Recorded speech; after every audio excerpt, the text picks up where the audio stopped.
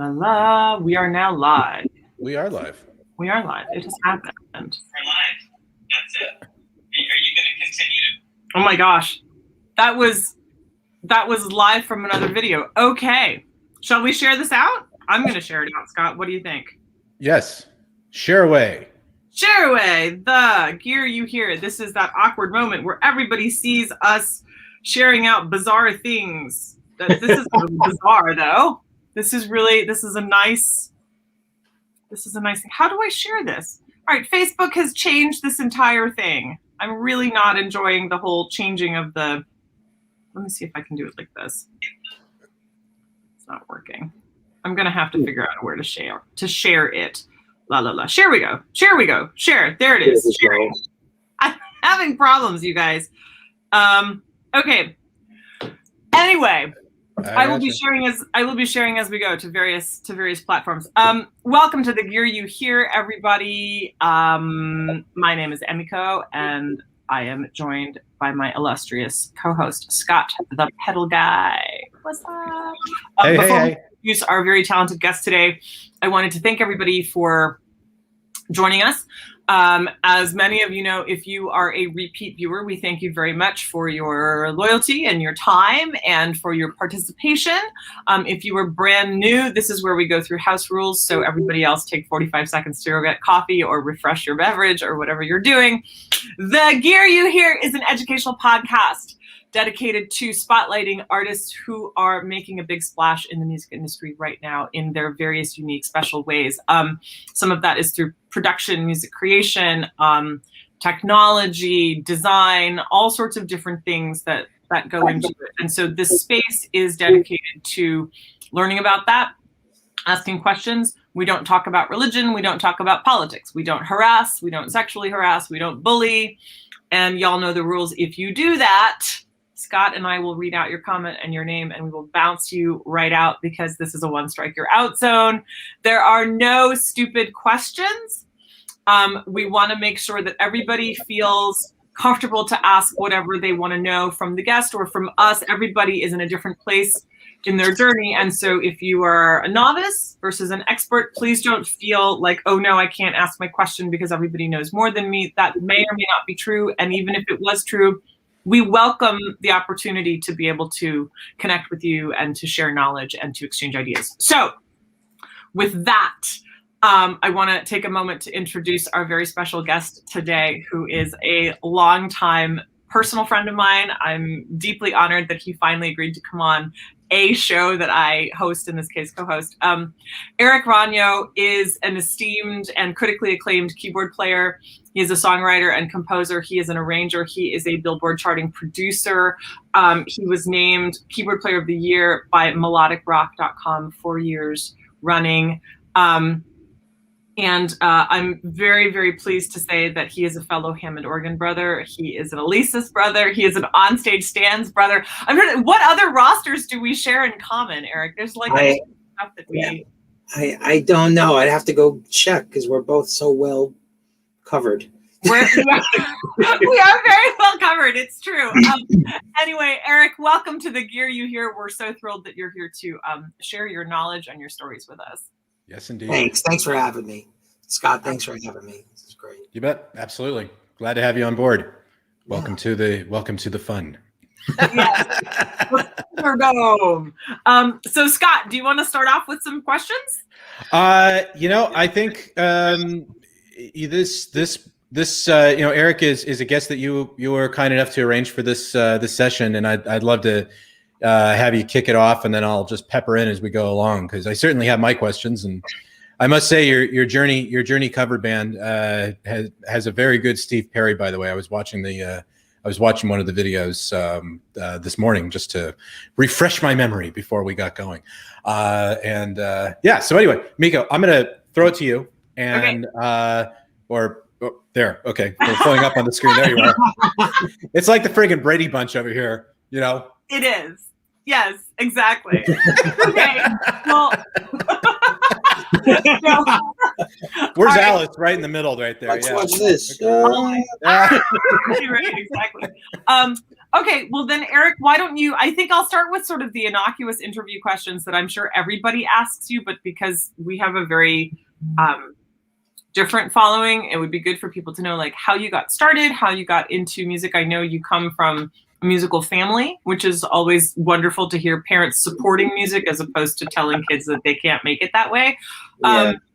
I also know that you and I are fellow East Coast transplants. So I want you to talk a little bit about like how you feel life on the West Coast as an artist is different, not better or worse, but just different, what your experience has been, how you got started. And then I think we'll do a deeper dive into your setup and your gear and what you use. Okay. Well, like you said, I'm from the East Coast, and my parents were in rock bands when I was a kid. They started off in cover bands like in the 70s, and they played up and down the East Coast. They traveled a lot, and they eventually got into original music and were playing like 3-4 sets a night of original songs they were doing. And they were gone like every weekend, off doing shows and traveling. And when I was small, I was able to like carry mic stands or cables, and they let me help pack their van when they took off. And as I got older, I got to do lights for them for some shows. And after I started playing drums, and I was their drummer for a while. And I did that when I was in high school. I was playing colleges in the tri-state area. Yeah, I mean, it was fun. It was scary, because I'm in bars for the first time. Ooh, and people back then would get drunk and get stupid, and you just didn't really know. My mom sang and played keyboards, and my dad played guitar. My mom always had those cool 80s outfits. She was the chick singer, and some of the guys would, drink a little too much and be a little too friendly, and you just never knew. Picture the era, but with your parents instead of, just bandmates and stuff. So it was a little odd, but there were always keyboards in the house. Every room had a Farfisa organ or a Wurlitzer piano or some synthesizers. Oh wow! So yeah, and after a while, I wanted to write songs. You could only write 1 or 2 songs with a drum set. So I really wanted to get into melodies and harmonies, and I'd borrow my dad's 4-track recorder and try to just lay down some ideas. I wanted to write. I wanted to express melody and stuff. And it was tough because I wasn't tall, I wasn't thin, and I didn't have long hair.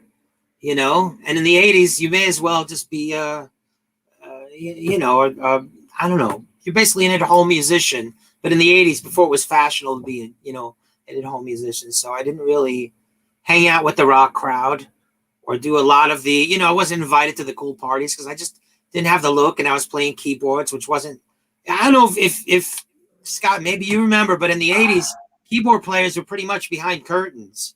Or like in the dark in the corner, you had the beautiful long-haired Adonis guitarists and singers in the front, and the keyboard geeks would be like way in the back in the shadows. So I had to move here before I got any respect back there. I had to make it on my own terms in LA before my hometown folks like, oh, we got to get Eric for a record. Oh, we got to have him do a show. And I'm like, really? Like, it's been 20 something years that you guys weren't that into it. But well, so, it's true. We're always considered the math nerds of the band, right? Yeah, they have that.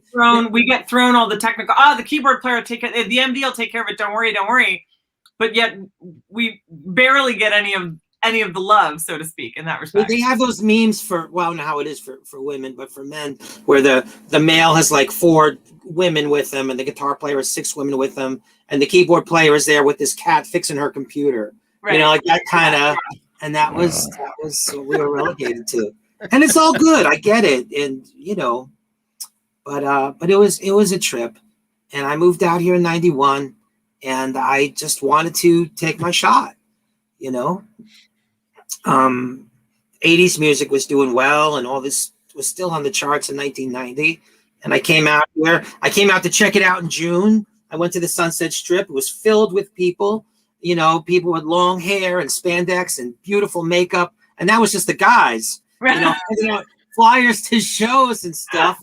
So I'm like, this is happening. So I moved out in September, and it was all gone. It was all gone. It was like I'm walking down Sunset with my cowboy boots and my big leather jacket, and like a tumbleweed goes like flying down the boulevard.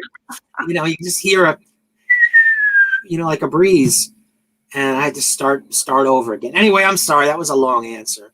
No, it's good. That was pretty damn funny, though. It's my life, man. Well, being a Los Angelian, born and raised here, definitely there was, before grunge and then after grunge, and then all of a sudden everybody moved up to Seattle and started wearing flannel again. So I get it, absolutely. They were still there. They were still there. They just weren't in the largest numbers that they used to be. But yeah, a lot of puffy hair and leather pants and all the risque things that made the 90s so great. And of course, everybody's wearing the different 80s and 90s, the nail polish and all that fun stuff. And yeah, if you wanted to be cool, you had to have one as a guitar player. We had to have that. Our thumbnail had to be like, black or something like that. So yeah. That still exists though, Scott. That still exists. I know it still exists. I grew up. So fair enough. I'll give you that. What can I say? I understand, Eric, where you're coming from on all of that, because you had to have a certain look and everything to make it through, and some of us just don't have it at times. It just sucks, but it's what it is. So the good thing, though, is that you forget about that and you concentrate on this little thing called musicianship and, being a better musician. And ta-da, I think that worked out pretty good. Yeah, I mean, Eric, you're probably one of the only people that I know in LA who gets to work from home. I mean, even pre-COVID, like you have your own studio, you do your own tracks there, you get songs sent from labels to remote record. You have your own very successful system set up. You're probably the only person that I know without like a side hustle that's actually doing it and doing it at this really large level. That's very inspiring, I think, because you've made your name in a particular genre of music. And it's so badass. Like, it's not cheesy. It's theatrical. It's emotive. It's inspiring. It's cinematic, right? A lot of what you do is coming up with your own sounds, and people hire you for solos and things like that. So I'm wondering if you can take us through a little bit of your setup. I want to jump right into it because the stuff that you have is so extensive, but it's also I think some of it is really unexpected. Like when you and I talk about it, sometimes just personally, I'm like, you have that? Really? Huh. Okay. You have some really interesting things that you work with. And I'd love to, if you're okay with sort of. No, absolutely. I mean, because I grew up with it, I mean, I inherited a lot of gear. I mean, we still have my mom's Farfisa. I was looking, her Leslie is got dust, but it's a vintage Leslie. Sure. This mini Korg and maxi Korg from Univox before Korg became like a full-fledged company. They were Univox. I mean, sure. I did a lot of vintage Roland gear, Roland D70, Roland Juno 1. I remember when we were looking for the Junos, and you were like, the new Junos versus the originals, and I went through that whole journey with you. I remember that. Yeah. No, I love how they're now digitizing the vintage sounds. It was so hard to get. You had to tune, you had to basically have a little manual with you what the settings were. And now it's all pre-programmed and it's great, but it's still expensive, and I can't afford to buy every keyboard that's out there. But obviously the Hammond now, the SK2 is at the heart of my rig, and I use that a lot for live stuff. And I have a lot of the flagship keyboards that the Yamaha Motif and the Korg Triton and the Roland Phantom and these things. And I have some vintage modules. And in the last few years, I scaled down to Mainstage on the Mac. And for any gearheads, Mainstage has got this great function where it'll sample your keyboard. Like you have a favorite sound on an obscure keyboard, and as long as it's got MIDI, it'll sample, intermittent notes And within like 2 minutes, you have that keyboard now on your laptop. So I was sick for a while. I took like 2.5 months, and I went through every keyboard I have. I sampled all my favorite sounds, and they're all in the Mac. All these 80s, the sounds I grew up with, the sounds that I liked when I couldn't go out and play with other people. But I'm like, I'm going to use these sounds live. I'm going to use these for productions. And I have them all. They're in this box, And if I need it, I just open the laptop, hit the button. And because I grew up on this stuff, I know what I want to hear. Right. I can put the layers that I want to hear. I love like the Cars albums, I love Gary Wright, is a friend of mine. He's like a synth master. These guys, Jeff Downs from Asia and Jonathan Green from Journey. And I like, what would they want in these productions? And everybody wants the 80s sound. Everyone, even the kids today, they're like, oh, I want it to sound like Boston, or like, no problem, hit the button. Yeah, absolutely. But it's funny because coming out here and missing the scene in some ways was a blessing, because if I'd gotten here a few months earlier, I'd probably be with some one-hit wonder 80s hair band, wishing I could get back out there. But I missed it all, and I wasn't sexy. I was already, halfway losing my hair. And as Scott said, most everyone moved to Seattle with their flannels and their Doc Martens and left their keyboard players behind, and rightfully so. But that left me working with the despondent 80s rockers who had some hits and now had nothing. And now it went away. And a lot of these folks, and still today, they're kind of like, I should have got my due. I didn't save my money, or the next album would have done it for me. And I started working with those guys and got in early on, before that, and they started losing their hair too. So now I didn't have to be glam and glamorous, because we were all in the same boat, and I was there rowing the boat and patching the boat. And, as their cycles come around, right.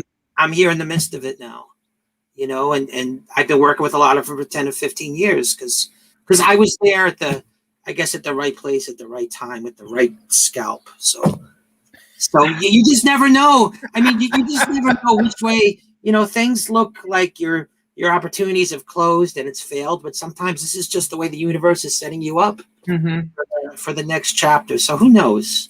I feel like you're like the cat lady of wayward 80s rockers.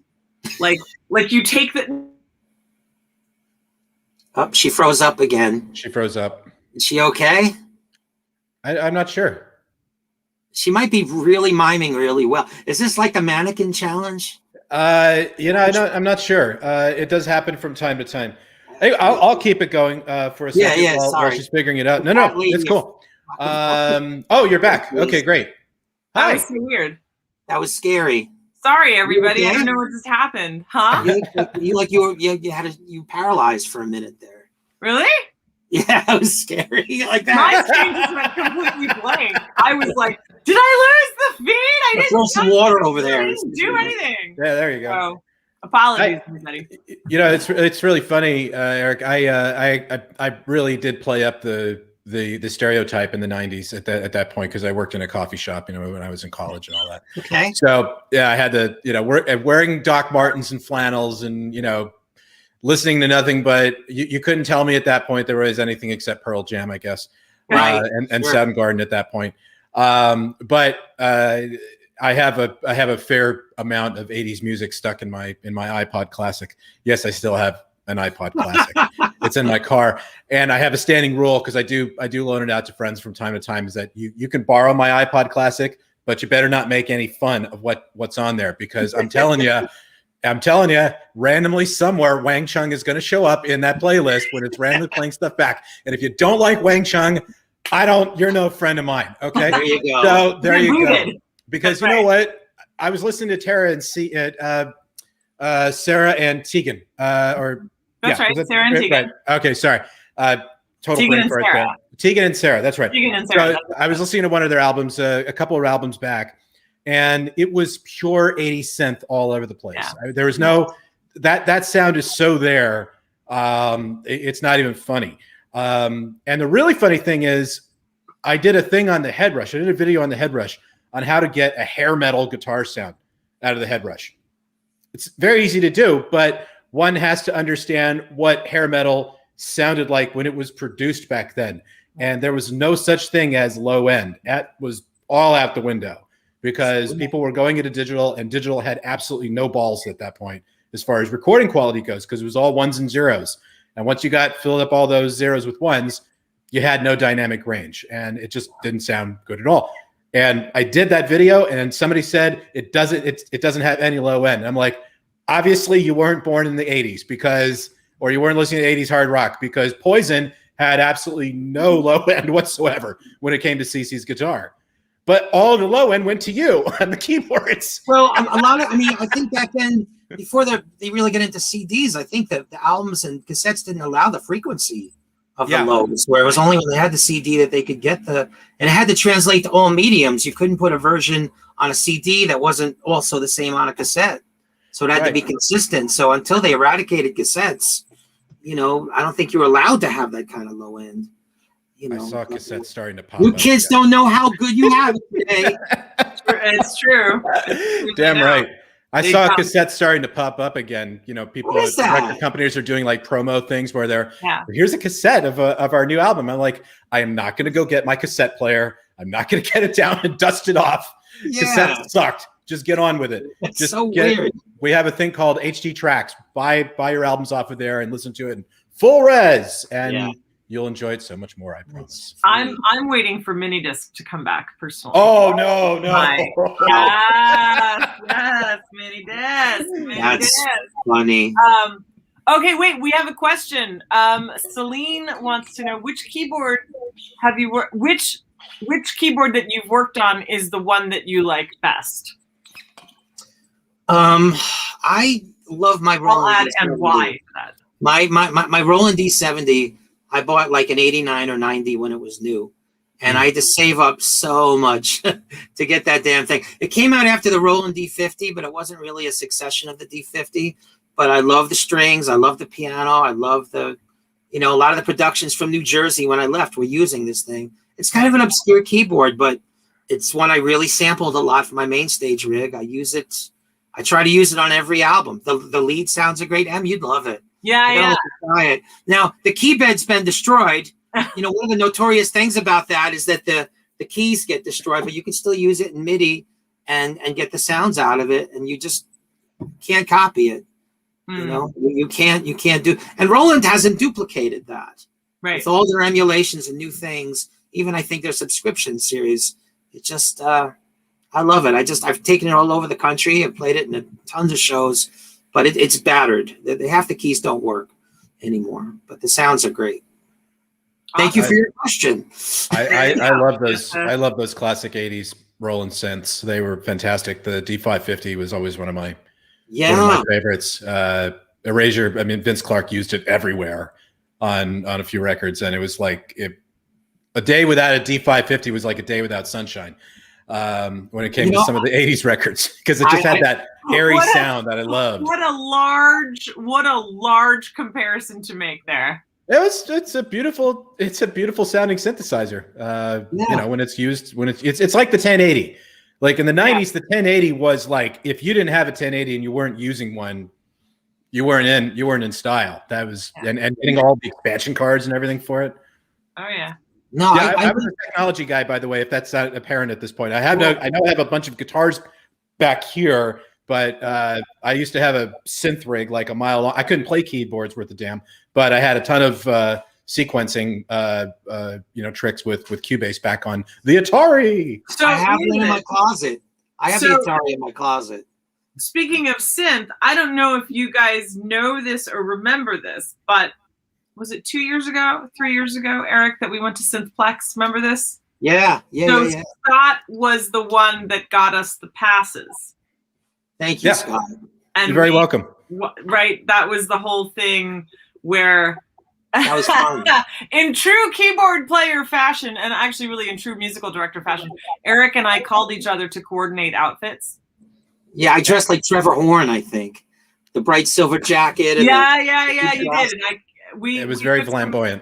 We took some dope pictures that day, I remember, but it was funny because we were the best dressed people there. And I don't know, I think we were equal parts delighted and equal parts horrified at that. Well, you did better. You did better than Martin Gore. I'll put it that way, because he was there like an hour later or an hour before. I forget when he showed up, but he did show up, and he was shuffled through the hall so fast by his crew. You know, you couldn't get a question in. You couldn't say, "Hey, Martin, how's it going?" You know, it's like, "Oh, hey, it's very nice," and just zip down the hall there. Goodness. I hope we're fingers crossed that we are going to have Synthplex this year. We're hoping for it. I certainly have a booth space already, reserved. I bought it last year. Well, we'll be there apparently. Then if you're showing, then we'll be there. So that's what I'm hoping. It should be a good show, and the amp show and the LA amp show is even going to probably happen. Really? It just depends on how clean we are at that point as far as vaccinations go. So fingers crossed. Fingers crossed. Let's talk about Eric. Let's talk about NAMM, because NAMM is a place where you and I walk the halls in awe, in disbelief, sometimes just shaking our heads going, no. But a couple of things that are interesting for you, I think, are I want to talk about sort of your endorsement relationships. And also, you were famous for the ponytail. Yeah. You said nothing was off limits, so I don't know if I can bring it up or not. Go for it. No. Is there a question in there? Well, so I want to. Yes, there are two questions in there. Okay, so I'll ask the first question, which has to do with music and gear, which is when you go to NAMM and you see people, you know how they are. Everybody sits down and they pull out their parade piece. Like everything has to be as fast and as loud and as just obnoxious as humanly possible. How do you feel when people approach you to, oh, hey, play something for me, or oh, hey, show me what you got? Or because you're a very seasoned veteran of the industry, and I feel like in large part you're past that, but I also know that sometimes people like to corner you into sort of seeing what you got. And how do you handle that? Because I know that's sometimes that can be a relationship builder or a breaker, right? No, that's a great question, because I like to prepare things. I like to have if I'm going to show off what I have, or I used to do NAMM demos, at booths, for years. And I would prepare backing tracks. I would prepare my parts, and every demo would be pretty much identical, because you're working for a vendor. You're showing off, what an instrument can do, what you could do on an instrument. You don't want to just show up and some of these pieces of gear are really interesting and have nuances, and you want to show them, you want to show the features. That's why you're there. I don't like to just pick up a piece of gear and just show what you got, because I don't think it makes the instrument look good or the company, and it doesn't make me look good. You're not seeing me at my best. You're just seeing, oh yeah, let's jerk around and right. I can do that. I could play whatever I'm working on, but at NAMM, everyone's filming it, everyone's watching, and you could play something half-ass and then flub it, and then it's on YouTube in Tokyo, or in Russia or in France. And it's like, oh man, I wish I hadn't done that. I did a demo for a company I was hired for once, and they had a great picture of me, and it says, look at this guy, Bluetooth headset, sunglasses, ponytail, shiny shirt, playing a keytar. Like, could you be more 80s? And not in a positive way. And I was mortified, because I'm like, I thought this looked pretty good, but somebody just ripped on it. And it was one of these tech, sites, this post-NAMM analysis. Right. I'm like, come on, man. It's like you're Yeah. doing a job. Right. You don't go to Burger King and make fun of the kid at Burger King for wearing the cap and the hat and the pin and whatever it is. I'm there to. So I don't know. I like to play. I don't necessarily like to just sit down and show what you're. Maybe I'll play what I'm working on, but I'm gearing up. I'm doing a lot of working out for my Journey tribute again. Things are opening up and we're booking shows. If I'm at the Hammond booth, I'm not going to play "Don't Stop Believin'" on a Hammond. That's not going to look. But you could. Well, Greg Raleigh did it, and let me tell you, you can't. I love Greg. I know. I know Greg. I love Greg. But just play something. Noodle, and right. and not a big I'm not a big fan of that, but Yeah. Sometimes I come off smug, like, oh, he won't play or he won't. I just don't want to make a jerk out of myself or the person who's inviting me to do it. So I guess I'm kind of a snob that way. But, so Celine has a follow-up question, which is, so okay. then what do you play then? Like right now? Like, well, I don't know. Celine, do you want to clarify that? Are you asking what Eric is working on now, or are you asking what he would like, what his go-tos would be in a demo? I'm not sure what she's asking, because we could take that. maybe she means like live. I mean, live right now, I'm using exclusively Alesis keyboards. I'm using their Q88 and their VI61. Mm-hmm. And it's in most of my promo stuff with the main stage rig. Yeah. And it's very programmable. They're lightweight. They're inexpensive. So go check one out at the Guitar Center today. And you could plug them through a main stage rig or something like that. Yeah. And God forbid you're on tour and one breaks down. It's real easy to go into a Guitar Center and just buy another one for $200 and plug it into your rig. I used to carry all these modules with me. I used to carry all these keyboards. And I learned really early on with touring that if you got fly dates and you're over 50 pounds, you're paying a lot of money. Yeah. Over 50 pounds or over, I think, 100 inches and all the dimensions. And you got to, like, when we went to the Roland booth, I was looking at that Jupiter.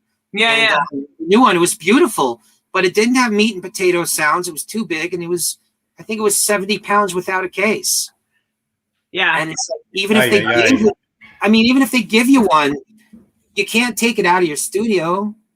And it's meant to be the workhorse for sitting still, I think, in that respect. So yeah. That's a good question. I never get to ask this question because I don't know if we've had one keyboard player on. You know who we had was Scott May? No, Steve. Why can I not remember his last name? Brother Steve from Bacaro? Who? Steve Bacaro? No. Steve. He's one of our Hammond brothers, and his last name completely escaped. Steve Simmons? No. Steve McQueen. No. Okay, I'll come back to it. Anyway, the point is Steve Aguilar. Steve Aguilar. Thank you. All right. Sorry, I had a brain fart, but I was like, why can I think of his last name? I used his eyes on the prize. I had to use technology. So that's my stroke brain, just so we're clear. That's me just going, I can't remember. But I don't really get a chance to ask this question, but because you're using Alesis, and in no way, full transparency, in no way is this interview being sponsored by Alesis at all. Eric happens to be an Alesis artist. I am one. Scott, you work very closely with Headrush products. So we're only talking about it because we have something in common here. We're not receiving any money for it. But I do want to know, like, you and I have both chosen Alesis because of certain functionalities that they possess, but I've also been asked the question, I'm sure you have too, but a controller is a controller, so why choose one over the other, right? So what makes you decide that Alesis is the way to go as opposed to a different manufacturer? Well, it's true. A controller is a controller, and with the software like MainStage, you could put most of the programmability, I guess, into any controller if you wanted to. I like the knobs on the VI61. There's a lot of buttons you could program. If you're doing backing tracks, the buttons are there. A lot of them map automatically, so you don't have to do a lot of homework. The 61 is the pads, right, on the side? Yeah, it's got the pads on the side. I used to use them. I don't use them. For a while, I used the pads to detune. Oh, that's interesting. Okay. I have to step up or another. Yeah. I was out with Jolyn Turner for a while. We were doing tracks, and it was just so much music. And hit pad 1, it'll go down a full step. Hit pad 2, it'll go up half a step. And I programmed the tuning into the pad. So I just had to, because I'm not going to sit there and find the button in the dark or turn the knobs. I just hit the pad, and the tuning would, in the dark. But I like the staff of Alesis. The people have been helpful. I've had problems with the product.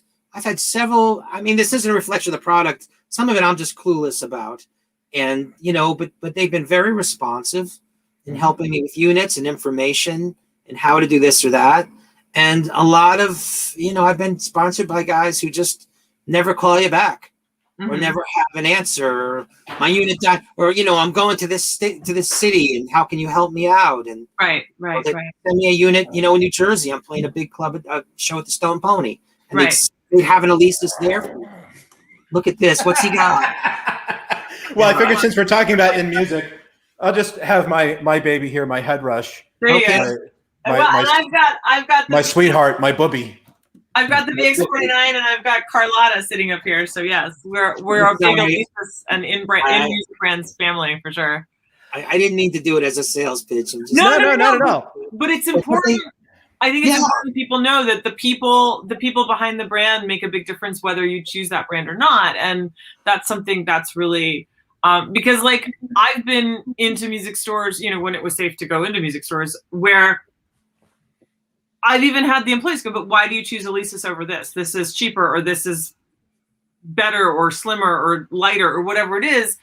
And they look almost identical in their setup, right? So I always thought, gosh, it would be great to sit with another keyboard player and go over, like, because the controller is literally empty. Yeah. Why do you choose that over this one? Right. So. I have a couple thoughts on that. One, you can always come into my store because my store is online, so you're always welcome to come in. That's true, yeah. Okay. But I don't carry the Alesis keyboards. Well, not yet. Maybe one day. I'm the pedal guy, so people expect pedals when they come in, and I do wow them with some technology. I actually have to disagree on this point because, yes, a controller is a controller. But for me, and it's always the silly little things that are always going to change my mind about what I'll end up using. For those kind of things. By the way, Casey, I see all your comments. Yes. And hey, great to have you on board, buddy. Thanks for showing up. Roland keyboards controllers, for example, or just Roland key beds, for example. I'm not a huge fan of the way they feel. I actually was really happy with the way Sonic keyboards felt. I always liked those, and people always thought I was an idiot for saying that, but they had the nice rounded keys. And it felt really nice on my fingers. And here's the thing, though, that really drove me crazy about, and it still drives me crazy about most Roland keyboards. Hopefully they've changed it. I don't know. I haven't looked in the longest time. But their idea of modulation with that, the joystick modulation they have, I hate that. I absolutely despise that.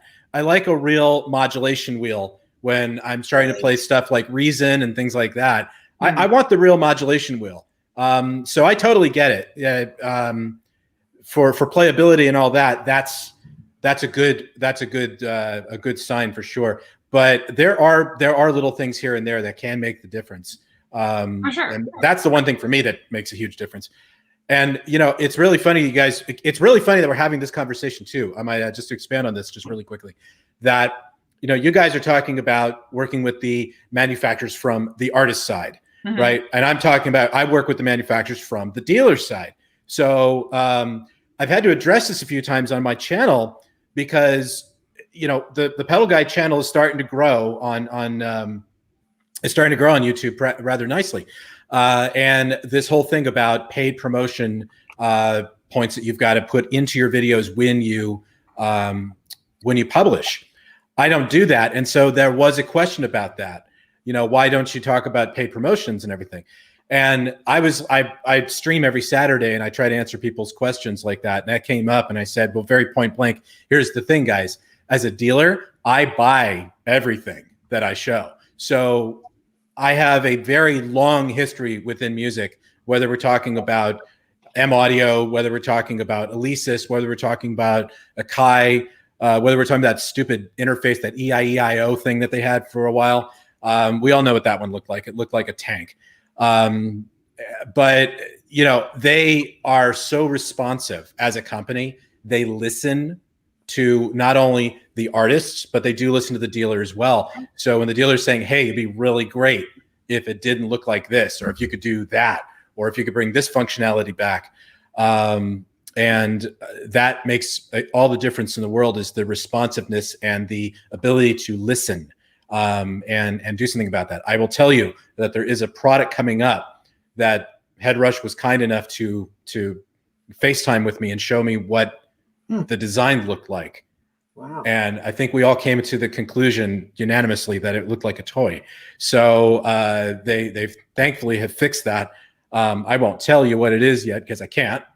But that's the thing that I'm talking about, is like when you get those collaborations, when you get those things happening, it's magic. It Yeah. really works well. Right. So when you get the right brand, it's fantastic. So, props to Alesis. I think they've done an amazing job on revitalizing that brand, because I remember when they were kind of knocking on death's door back when it was Alesis and they had declared bankruptcy all those years ago. And then, Jack O'Donnell gets in there and just did what he did. Brought it back to life. And now look where they are. Right? Absolutely. Because of That's us, awesome. right, Emiko? Pardon? Because of us, we helped bring all the people back to Alesis. Right. You and Yes. I think so. single-handedly. They take their artists. I will say this about Alesis, and we've got a couple more questions for you, Eric, which is great. I love the fact that our viewers are like jumping into to want to know. But I will say this about Alesis: they're extremely artist friendly. You have to admit, like they're when they're busy, they're not always the easiest to get a hold of, but they make darn sure that they get back to you with the complete answer, and they're very supportive. It is a family atmosphere. I mean, I know you and I have our team that we work with, and especially so another thing that I wanted, before we get to the audience questions, I have to bring up, because I love the fact that, Eric, you're a brother in arms of this, but you play an Alesis Vortex Wireless 2. You play the red one. Yeah. Right. And I have Carlos and Carlotta. Carlos is in LA, but Carlotta's back here. So let's talk about the Keytar for a minute. Let's give the Keytar some love. Give it some love. Give it some love. Finally. So I wish I had mine with me here. I have it in my other studio, but it's actually, I have it downstairs. Oh shoot, I should have brought it up here because I have these laminate keys on it. I know the you've U seen keys, right? And yeah. Those are so cool. Which ones did you end up getting? I got they're like a dark silver, but you point them to a lighter at the sun and they reflect. And they reflect like a prism, and it's like Lee press-on keys, for your keyboard. Have you gotten this set? Have you tried them at all? No. So I've been talking to them about it. And I'm trying to decide, because I've got these two, but I'm working on a very secret Alesis project that I can't talk about yet publicly. But it's an even more custom Keytar, new design. So I'm trying to think of I should probably just get sets for all of them. But how do you like those? Do they stay on? They stay on, and I did a lot of work with them as far as trying stuff. I saw them at NAMM. They had a tiny little booth. Yeah, and I'm like, this is the coolest thing. And we talked. They have this adhesive. It's a sort of glue that comes right off that doesn't leave a mark. Oh, that's it's almost cool. Sticky. Okay. I don't know what to compare it to, but it's not like crazy glue or right. And we worked together on glue placement and like that. And there are some challenges where it doesn't quite feel. I mean, when you play it, I wouldn't put it like on a piano and play a piano part. Okay. Because it's definitely an extra layer. I'll have to show you. I got to bring it by sometime. Okay. But for synth stuff, that kind of stuff, it's really cool and it's flashy. And if you put it on your Keytar and you stand in front of the spotlight and shine the thing at the light, I've kind of worked out this art form where you shine it directly at the spotlight and right back into people's faces, like whoa. And then they have epileptic fits, right? Yeah. They suddenly, but it's something you have to kind of work with. So, Keytar, the Vortex specifically, what made you choose the Vortex and what made you choose the red one? And how do you because I know, you also played a couple of other, non-Vortex Keytars. How does it, I don't want to say compare is the wrong word, but what positive experiences have you had with it that are unique to your performance abilities? Like, how do you feel that it fits in with everything that you're doing? Because you do quite a bit on stage when you guys are out. Yeah. No, I'd like to bring it out a couple of times every show just to get it out there. It's light. It's because it's red, because I also have like a red baby grand piano show. Yeah. And it matches well with the red, very 80s. But Alesis was one of the first companies to get into wireless MIDI in their units. You used to be able to buy, and Scott can correct me because I don't know if I have the history of this right, but you used to be able to buy, wireless MIDI kits and put them into your board. I Yeah. endorse. Yeah. But Alesis Specifically for the Keytar, yeah. Yeah, and I could be wrong, but I think Alesis was the first to have a Keytar with a wireless MIDI, or one of the early ones, if not the first. And it's evolved, and they've kept on it as time goes on. So you don't need wires. I used to remember being on stage with a Keytar with like the longest MIDI cable. Yeah. And either you went too far and it just yanked out, or they had a cable with like an anti-lock MIDI mechanism, and sometimes you just get jerked back. Yeah. Because right. we're keyboard players. We don't know how to run around stage like these guitar heroes do. You know, it's like we don't do it 8 hours a day every day like these guys do. So I do. It's great exercise. Yeah. You use it on the treadmill. It's like walk around the block. But I like it. It's small. It's compact. Some of the other models. There's one model I'm thinking of that we looked at an NAMM or two a while ago that looked very flashy. It was very cool, but God, it was big and it was heavy. I remember, heavy as a boulder. It photographs well. It looks great, but it's very sexy. But playability, it's just difficult to even get your arms around it. So yeah, from my experience, personally, I'm not saying everyone will have that experience, but for me, but the Vortex, it's compact, does everything it needs to do. The features are all there. It looks great. It's light and it's wireless. I like that it's so like Command Central on the Vortex is so intuitive that even if you're not looking at it, if your eyes are closed or if you can't see it because of lighting, it's muscle memory and you know what to do. And even though it's got a smaller number of keys, that octave changer is so fast. It's instant. Yeah. So you don't feel like you're missing anything. I think so. It's a great piece to answer your question.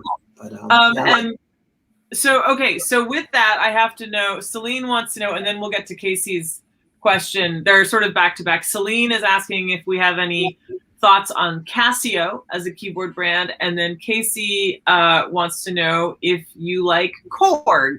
So those are two sort of questions back to back for you. My the first keyboard I bought for myself, that wasn't one of my parents' keyboards, was a Casio AZ1. It was their Keytar, their first foray. I think they had the CZ101, which I never had, which is like their pro line, followed by the AZ1. And I love the AZ1. It was all white. You still see it in commercials now. I actually got a call for a commercial to bring my Keytar. They wanted to cast it for a commercial because they couldn't find one of these AZ1s. Yeah, and they were, and this was like 87, 88, but I haven't used a lot of Casios. I've seen them on stages and places. I don't know if they have a pro line anymore, if it's more of like for the home user. So I don't know what they're... Yeah, I mean, Casio's prosumer line has become quite evolved. I mean, we saw it at Synthplex actually, right? Casio had a booth as we were walking down, but it was very like it was very studious and professional. Like it wasn't, which I think is kind of cool that the pendulum swung in that way, because for the longest time Casio was known for making like the light up monophonic children's keyboards, right, with the preset beats and stuff. So the fact that they've evolved through the years into being something that's I think a respected, even home recording line is pretty cool. Just as a thought. It just seems the home keyboard. That's where the home keyboard, the home pianist. That's where the money is for them. Yeah, that's solid market too. Like because synthesizer. All the synthesizer stuff that's coming out right now is I think the buying public is very fickle about that, and they're trying to look for like the hip stuff, like the Euro rack and all that, and it's. I feel that they are a lot more commercialized to a point where when you think about, they become kind of like the Pro Tools of home pianos, because you'll probably say Casio up there with Yamaha or with the other ones. If somebody says, I have a piano at home you can play on, they'll say it's Casio, because they've just established a name like that. And they've also branched out into a bunch of other categories as well, a lot that don't even have to do with music. So That's what that's what companies like that do. And Right. good. Didn't they make watches too? Yeah, Didn't they have Casio, I was just thinking that. Yeah, They of do make course. watches. Waterproof ones that you can go under, you can go up to a certain number of feet with. Yeah. Damn You know straight. what I have in my attic? God, I wish I should have thought this out. When I graduated high school, it was looking rough, and boom boxes were all the rage. Yeah. And everyone had like, a buddy of mine had a boom box with a turntable in it. They had all these, and Casio had a boom box with a keyboard in it, and it had rhythm. Yeah, what do you call it? Like beats, like pre-programmed rhythm. It had all these patches. It was stereo or mono, and you could load patches on cassette in their cassette deck. And I had this, and I would travel around with like the coolest boombox ever. And I had it in my studio, and I would work on stuff. I'd like throw out some rhythms and record, but that was a Casio. And Wow. I think they should bring that back because I would love that. Are you kidding? That's a Yeah. conversation piece. And on eBay, they cost a fortune. Right. They cost a Yeah. ton of money now, but yeah, their market share is pretty much home recording and home stuff. But I almost wish they'd set up another company, another line, and call it something else. And because it's such an opportunity. I mean, it's very cost effective keyboards. And what blows me away with Casio or something is in the 21st century, with all this digital sampling and main stage and all these things, the horns still sound like a Casio horn. And the organ still sounds like a Casio organ. Now I know the technology is cheap enough that you can make this sound amazing, Right. for home instrument. And I'm just like, why? Why in this day and age does it not sound? Just change the sound on the chip. It just takes a second. Just replace the sample with and like, is there an expectation that it needs to sound like a home? That's what I don't get. And maybe I've spoken too much. I apologize if you have relationships with Casio. But that's my, Not me. work with the artist. I'll talk to you. We can work this out. we can work out a business model that'll. Everybody wins. Look, No the day they start making pedals, I'll be talking with them. Until then, it's There you go. great. Actually, speaking of pedals, Eric, I don't know where you are in the journey with this, but I know that at one point you were talking to or being courted by Lounsbury pedals, which I know Scott is. Yeah. No, they're great. I was at NAMM. I loved it. They custom made one for me. They autographed the inside of the guts. I got it home, and it didn't sound like it did at NAMM. And I don't know if I was doing something wrong. And I wrote it back, and it's one of these things where I need to sit where I had a big show at the Rainbow, the parking lot. It was a big outdoor gig, and I was gonna introduce this Lounsbury pedal, and I just couldn't get it to respond the way. I mean, at NAMM, it sounded. That's the thing at NAMM, you've got everything tricked out perfectly, and then you get home. You've also got the people that invented it standing right there. Yeah, they can quickly tweak Right. it. And I'm this idiot who doesn't use a lot of pedals, and I don't know what I'm doing wrong, but God, it sounded great at NAMM, and I'd love to get that. So I need to interact with Greg or these. I was hoping to talk to him at NAMM, but we have no NAMM. So Right. That's yes. Well, he's answering emails, so you can always chat with him there. Yeah. He's really quick on it these days. So he's a great guy. You're awesome. oh yeah, Yeah. he's fantastic. I sell a lot of Limesbury, and It's a great product too. It's absolutely. great product. It's one of those ones that figure out how to use it. That's not me. Well, I think a lot of his pedals are like that, actually, where he will tell you what they do, but how you choose to use it is always going to be kind of a guessing game to a certain degree, like Amp Rescue, Nigel, pedals like that, where it's more made for guitarists. Mm-hmm. And trying to explain to somebody what a touch overdrive is almost like trying to teach somebody Greek. It's a little difficult, or what an Amp Rescue is. Or how to use a low gain overdrive. Those are the fun ones. But once people figure out what that's all about, then it's a total different ball of wax. But I actually showed the organ grinder on a live stream I did a couple of weeks ago. Mm-hmm. Because what's great about this is that it does bass, it does guitars, it does keyboards, vocals. Hell, you can even put vocals through it, and it'll sound really good. The tall and fat's perfect for that, and the tall, fat, and wide is stereo. Yeah. You could use it as a mastering device. I mean, it's got that kind of clout, and the way he gain stage is just nobody else does that. Period. Yeah. So he serves a very valuable purpose as far as that goes, for sure. And they look good. Yeah, they look really sexy. I mean, it's not a plain pink box or a green box with knobs. I mean, it looks like a piece of art. Yeah, the steampunk thing is really good. The design that went into it is pretty stellar. Yeah. Yep. It is. Absolutely. If it's good enough for Kansas, it's good enough for you. There you go. I think that's a fair assessment. I mean, what else could you say about it? So Eric, what else do you have? Because I want to be mindful of your time because I know we only have an hour, but what do you have? Because you're always working on stuff and you're always putting out albums and people are calling you. And I know you do a lot of work for Frontiers Records as well. And I know they just had an anniversary, didn't they?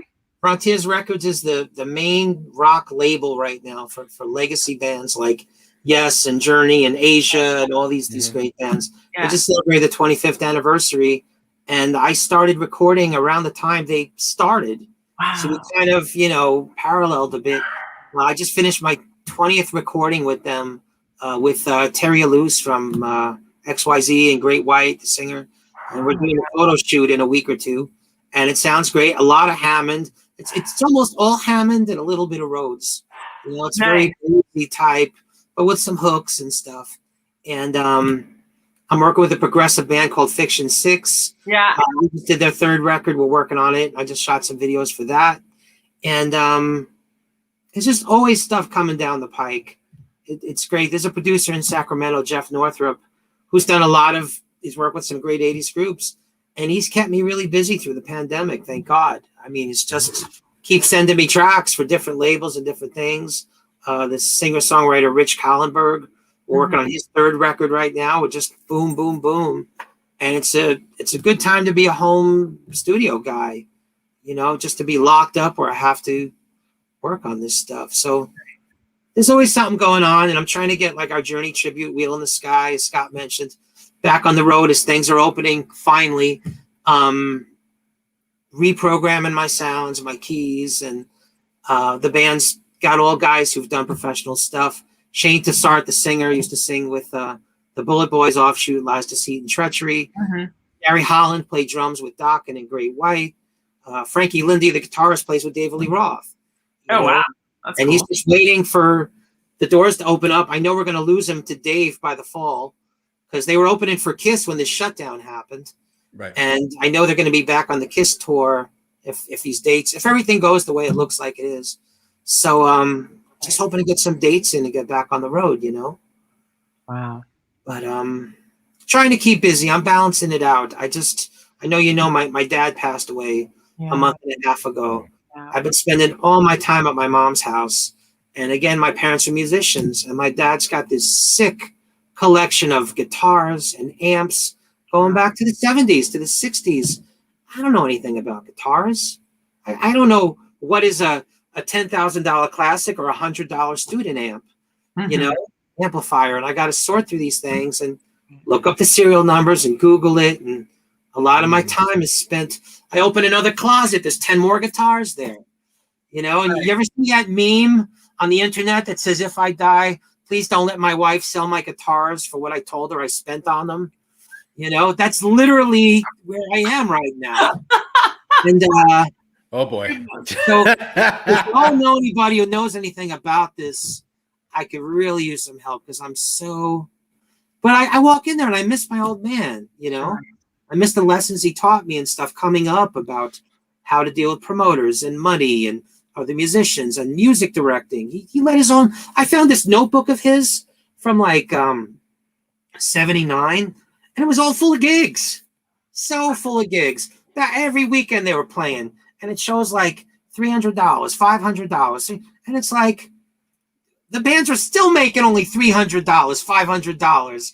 We're here like 40 years later. And we're making the same money that he made back then. And he was so good at it. And every time I try to help my mom with clearing up his business, I'm just surrounded by his legacy of tons of guitar magazines and strings and posters from gigs, and it's inspiring, but it's also heart-wrenching. So So it's kind of gotten into my practice time a little bit, and I have to, plow through that stuff. But it's a wonderful tribute to your father, who taught you what you know, that you can now send it out into the world, into the industry, into the community, and say that when people say, oh, but so and so's memory lives on in the music, his really does. Yeah. It really truly does, through you, through all of your work, and through what you carried from what he taught you. And such a wonderful, wonderful legacy, and Thank you.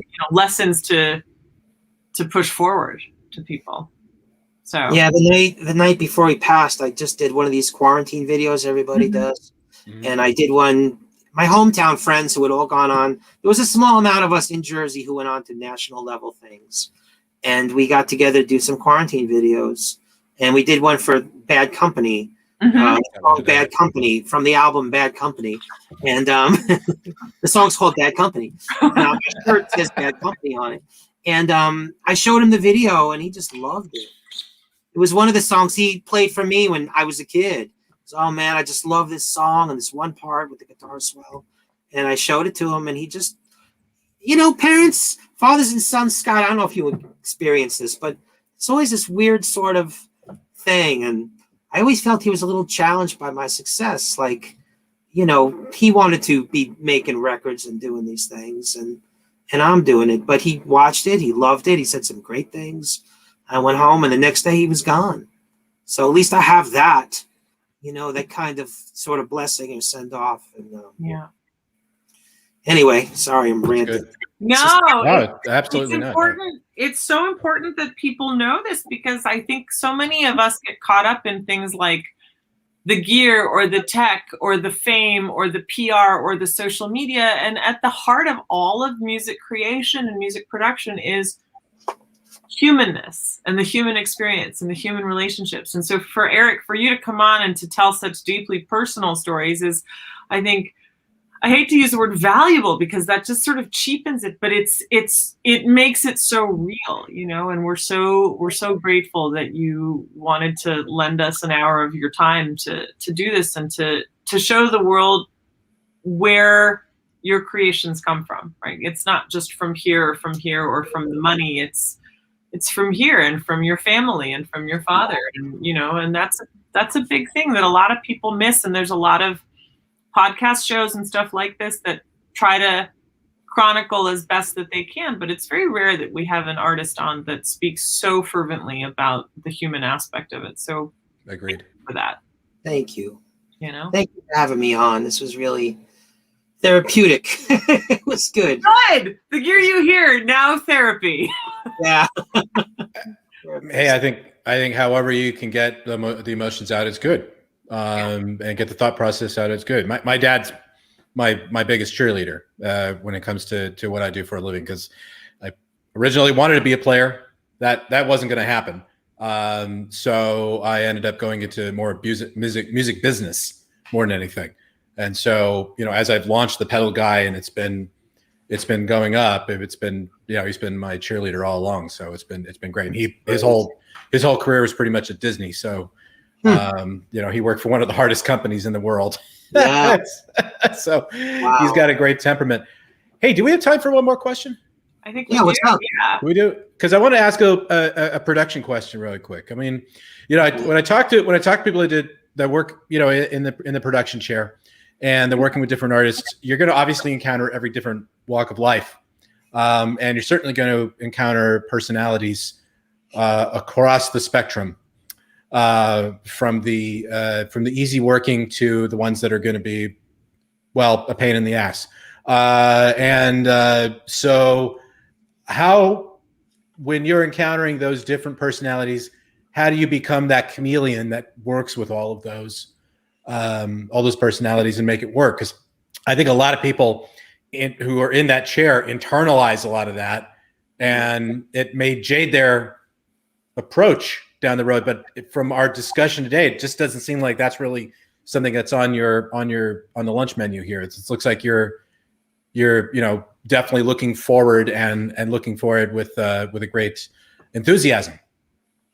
It's there are guys. I got some good friends who are mega producers, and they are so patient, and they'll say things like, "Oh, that was a good take, but I think we could do better," or "Oh, that was good, but I don't know how they do that. I don't know how that sucked. That was like dog crap on a plate. I mean, how could you possibly look at that and lovingly, longingly say, oh, I really see what you're reaching for there. I don't know how they do it. I mean, that's a skill set. I think if I have that, I'll have reached, enlightenment and immortality.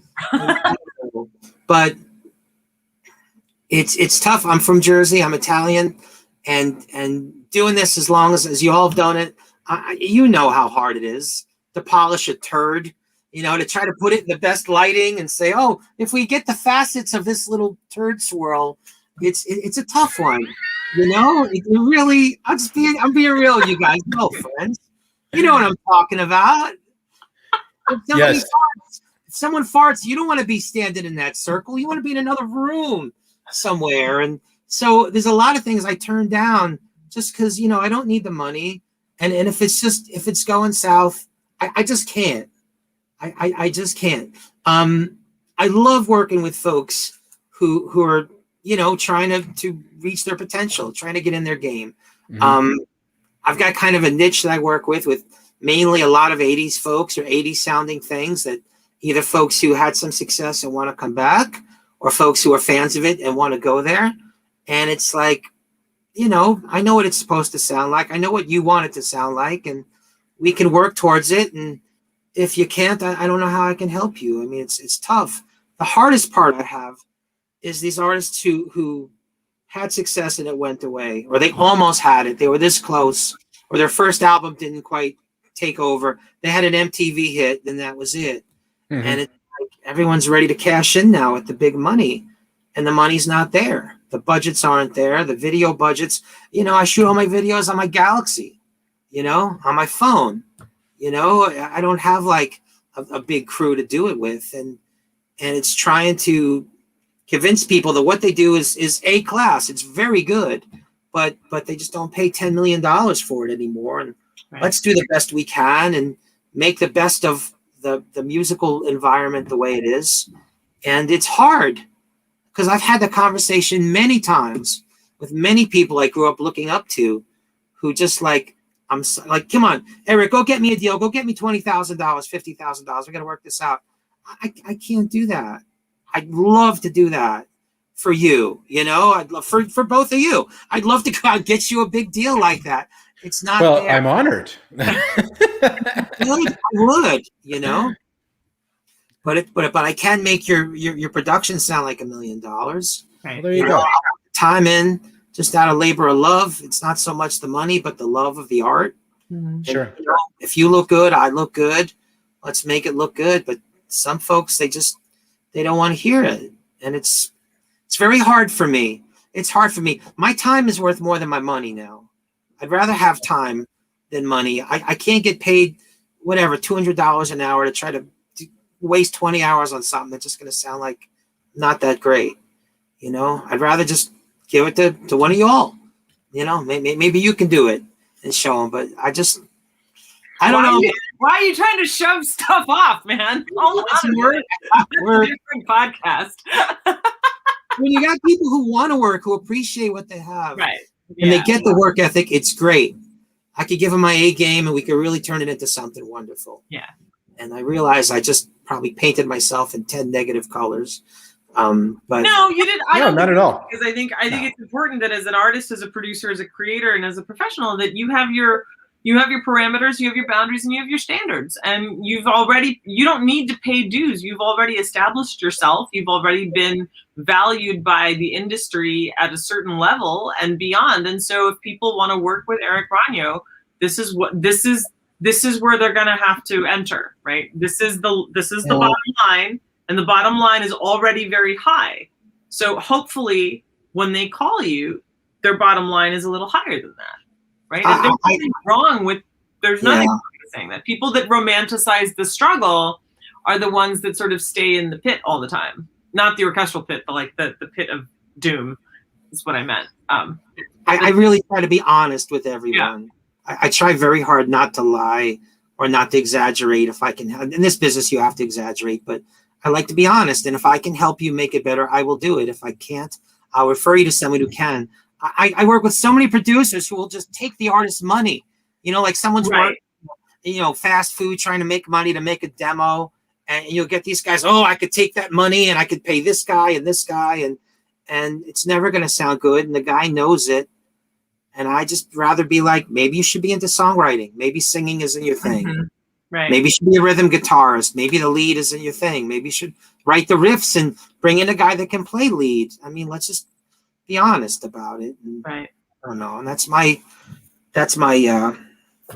I don't know. It's a plus and it's a failing, No, it's not a failing. I'll tell you what I think the industry's biggest lie is about you. Everybody believes you're bald, but I know that that's a bald cap.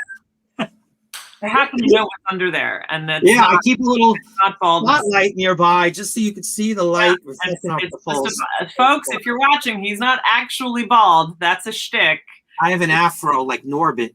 It just pops out. Absolutely. One final question for you, and then we can say goodbye because I know we've gone over, and I know you've got to get back to your productions. But and this is great because Scott, you'll understand this now that you know the story that I told on the first episode of The Gear You Hear. Eric Ragno, who loves Chaka Khan more, you or me? Oh, it's you. You're the biggest Chakaholic. Clearly. Chakaholic. No doubt. Oh boy. I've got the whole catalog, but I mean, you sing Chaka Khan. You've got the whole. I don't sing. Nobody can sing Chaka Khan but Chaka Khan. I've seen you sing Chaka Khan.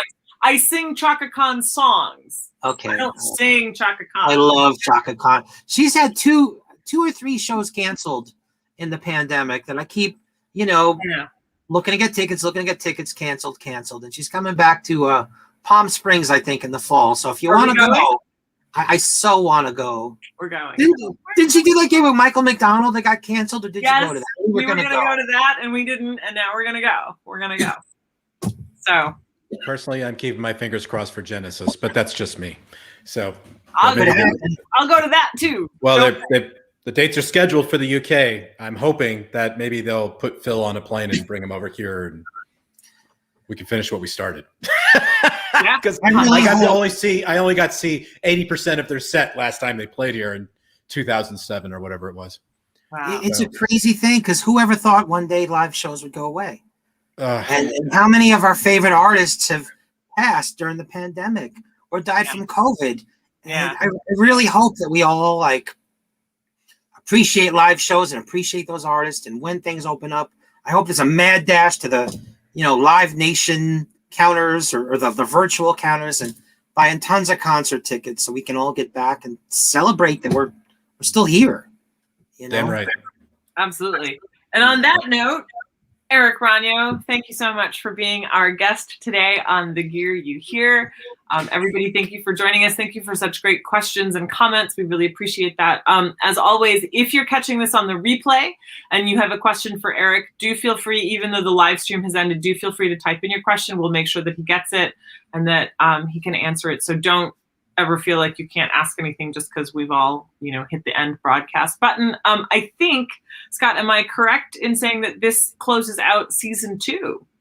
Yes. So we're going to take a small break, and then we made it through a second season, so we're renewed for a third. Yes. So everybody stay tuned for details. We'll have a short production break, but we'll be back for season 3. And just keep checking back on the Gear You Hear page because we will be posting details from there. So thank you everybody so much for watching. Absolutely. Thank you for having me on your season finale. And I'll be tuning in next season. We're deeply honored, Eric. I want to see what happens next. Oh yeah. It's gonna be a whirlwind. Thanks everybody. Great. We'll catch you soon. Thanks. Ta-ta.